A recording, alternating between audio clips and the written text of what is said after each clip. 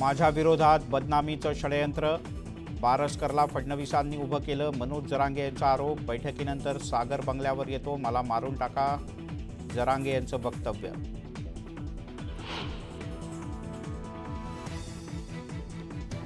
कुणाचा बळी घ्यायचा असेल तर माझा बळी घ्या, मनोज जरांगे संतापले। अंतरवाली सराटीतलं वातावरण तापलं।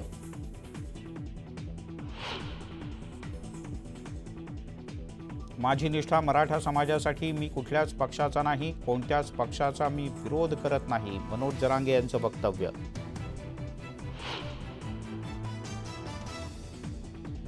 अजित पवार राष्ट्रवादी सोडू शकत नाहीत, ते नाईलाजानं भाजपसोबत गेले, शिंदेंनाही शिवसेना सोडावी लागली, मनोज जरांगे यांचा भाजपवर निशाणा।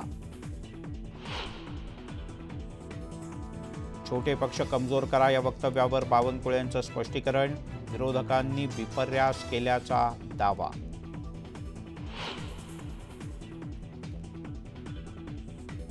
पक्ष संपवा असं बावनकुळे कुठेही बोललेले नाहीत। राजकीय वादानंतर फडणवीस यांनी घेतली प्रदेशाध्यक्षांची बाजू।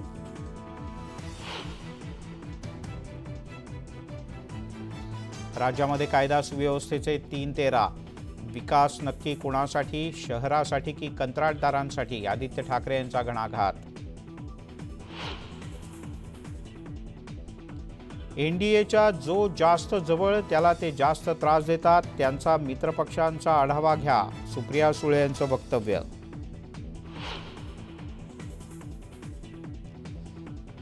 शिरूरच्या लोकप्रतिनिधींची धरसोड भूमिका, इंदापुरातल्या सभेत अजित पवार यांचं रोखठोक मत, विचारधारा बदलली नसल्याचंही केलं स्पष्ट।